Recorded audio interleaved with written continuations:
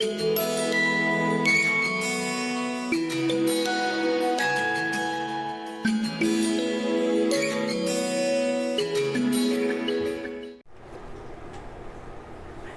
and welcome to HealthyHouseplants.com, where we teach you all about gardening in the great indoors.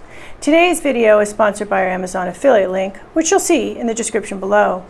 You'll also see in the description below any links to videos I mentioned in this video. Okay, so today I'm going to talk to you about growing veggies indoors. It's possible to grow veggies indoors.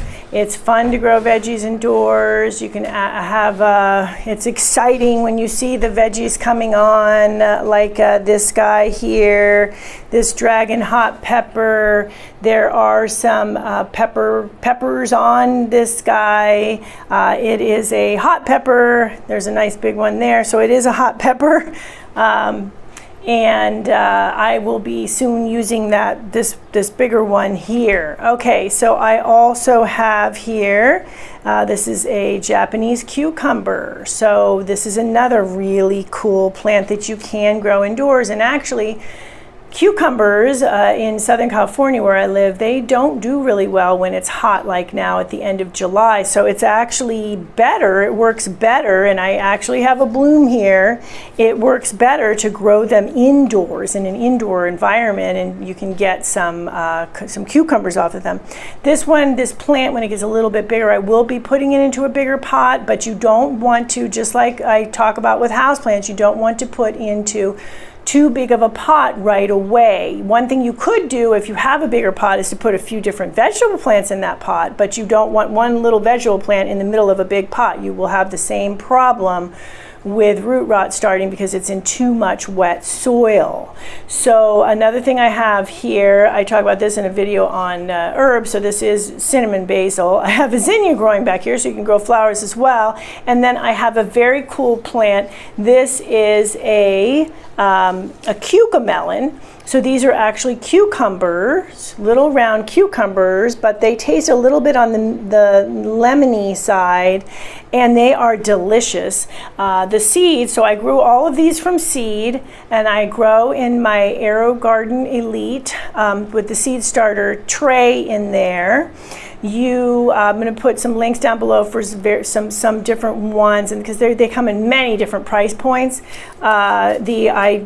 I do a lot of growing for sale as well, so I have a bigger model, but you can get a smaller model, and it's very easy to seed in those and then grow your plants. I like to put them in soil afterwards so I can start growing new seeds in my air garden, as well as I like to have the plants near me, say in my kitchen or in my dining room, where under lighting, and I'll talk about that in a minute, but somewhere where it's close by that I can use the plants, and like I said, then use the air garden for more seeding and things.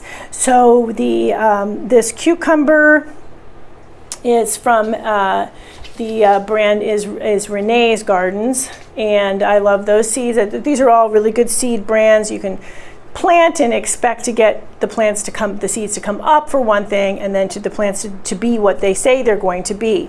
This as a dragon hot pepper is a burpee variety of dragon hot pepper, so that's where I got that one from. And okay, so as I mentioned, seeding them in, you can seed them hydroponically and then transfer them to soil. Keep in mind when you do that, and especially with the air garden system, they're going to be in a little spongy casing pod thing. You're going to be putting that in the soil. Use a good organic potting soil. I like ProMix, as well as some other brands I will put down below. So they need to have good drainage as well. And then you need to keep that plant, so once you repot it, because it's been growing hydroponically, you need to keep that area around where the pod part is moist until the plant roots, the hydroponic roots, the roots that have been growing hydroponically become, what happens is they those roots that are growing in water are not the roots that grow in soil. So the plant has to start growing roots for soil, and it will do that from those roots that were growing hydroponically, but that takes a little bit of time. So you want to make sure that you do keep that pot area moist, so the hydroponic roots stay moist while the plant accustoms itself becomes acclimated to the soil and starts growing in the soil. You will know that has occurred when you can look at the bottom of the plant, or you can even see generally speaking, at the bottom of the plant you will see roots, or you can, if you're able to, pull the plant up a little bit out of the pot without causing a lot of damage. You'll see a bunch of small fine-like roots around the outside of the soil in the root mass part, and that will tell you that it is now growing soil roots. So it is possible, but those are some things to keep in mind when you do that. Now, for growing the vegetables indoors and having good luck, you need to keep several things in mind. Number one, big thing is proper lighting.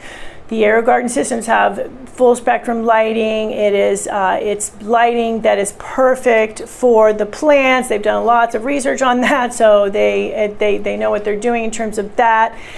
So those lights give the plants exactly what they need. So you want to ask for, if you're going to be growing them in soil or something like that, or even after you take them, even if you do it in an AeroGarden, you bring it somewhere else, like in your kitchen or somewhere like that, your living room, your dining room, you want to get full spectrum light bulbs and put them in fixtures. You can get them for just about any fixture, and it's full spectrum because full spectrum mimics daylight, so that's important. There are some bulbs that'll come as grow lights, and those aren't always full spectrum, so that's something to keep in mind.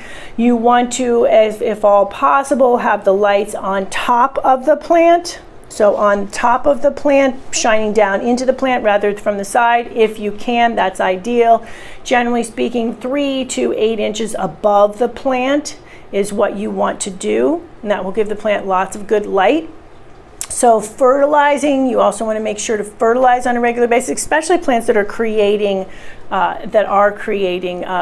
fruit and vegetables, fruit for you, right? So as this guy is. So this guy's getting a little bit, and I actually let that happen so you can see a little bit of yellowing in the leaves, that little bit of yellowing, and then over here we've got more green, right? So the plant needs some nitrogen. So I wanted to do this so you could see it, and then I am going to be fertilizing it after the video with a organic liquid fertilizer that is well balanced and is made for vegetables. There are several different things you can do with that, varieties you can get. I'll put some suggestions down below as well. So do make sure to fertilize. You generally want to fertilize every 2 to 4 weeks when you're growing for food production indoors on your veggie plants. Watering. So I mentioned the watering, keeping the hydroponic roots moist, but once you do that, you do not want to overwater your plants indoors, your veggie plants indoors, your fruit plants indoors. I have a video on growing strawberries indoors as well, because what will happen is that you will soon have root rot. The plant is going to first stop producing fruits and vegetables and flowers, etc. First they flower, then from the flower comes the fruit, right? So they will stop doing all of that for you, and then they will start to atrophy in their pots and get smaller and smaller because their roots are dying back and they can't grow anymore. So to go ahead and water them when they are, I want to say, approaching dryness. You don't want them dry, so on a moisture meter scale, 1 to 3 is really dry, so 4 or 5. You want about 5-ish, 5 or so. The first inch or so dried out. If you put your finger in up to your first knuckle, it's dry, but down there you can feel a little bit of moisture. When you pick up the plant, it's not heavy anymore, it's lighter weight. Obviously, drooping leaves will tell you that you need it, but that's a little bit too late, so go ahead and water at that point. You want warm to tepid water when you water any house plants and any indoor. We can call these veggie house plants. You want warm to tepid water because you want to simulate what's going on in your indoor environment, and this is really important in the winter months when the tap water, if you're using tap water, is very cold. So you want to make sure that the roots aren't shocked, because that can lead to root dieback and then root rot. Okay, so keep that in mind. And you can watch for pests and diseases. It's not as much of a problem on some of the veggie plants, but you may get a few aphids here and there. You might get them off. They tend to come in from outdoors though. So if you've had a plant outdoors, or if you get a plant from a nursery, you'll have to keep better eye on it then.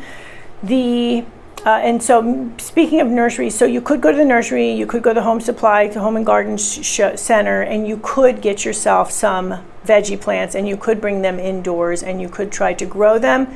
I would suggest, however, doing that when they are young, and generally speaking, that the time you're going to find that the most in a nursery or home and garden center is in the spring months, early spring especially. That's a really good time because the plants it's still a little bit cold out. They're a smaller plant. You bring them in, they acclimate to your indoors a lot faster. So that's why if you grow by seed indoors, it's going to be a smoother transition. They're already growing in your indoors, and then you're keeping them indoors, right?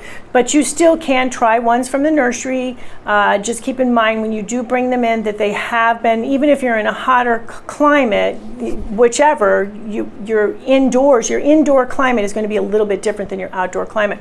So do whatever you can to acclimate them slowly to your indoor climate from your outdoor climate. Watch them for signs of shock. Signs of shock would be they start dropping leaves and they just start not looking that great. That could be a sign that they're not transitioning that well. Okay, so that is it for growing them indoors. Oh, except for you do want to, when they do flower, in order to initiate blooms and fruiting and flowering, unless you have bees roaming around your house, which I'm guessing you probably don't, but who knows, in order to pollinate, so for cross-pollination, use a paintbrush and with a very thin top on it, and go ahead and mix up the pollen that is inside all of the little flowers. You're going to be mixing from male to female flowers, and you really don't need to know exactly which ones they are unless you really want to find out which they are, and they do look different, so you can find that out on your particular plant. But if you just want to make sure that you're doing some pollinating, you just can move from the different flowers, and just when you stick the paintbrush in one and then you stick it in another, you're mixing things up that way, and that you have a better chance then of having some fruiting going on with your certain plants. Certain plants will do it no matter what. Other plants do need some of that. So if you're not sure, just do it, and it's kind of fun anyway because you feel like you're Mother Nature busy at work. It's something else fun to do with your plants. So that is it for growing veggies indoors. Thank you for stopping by today. Please leave any comments about any indoor gardening tutorials you'd like to see. Remember to like, comment, subscribe, and share this video. And please check the bell if you'd like to be notified when we release new videos.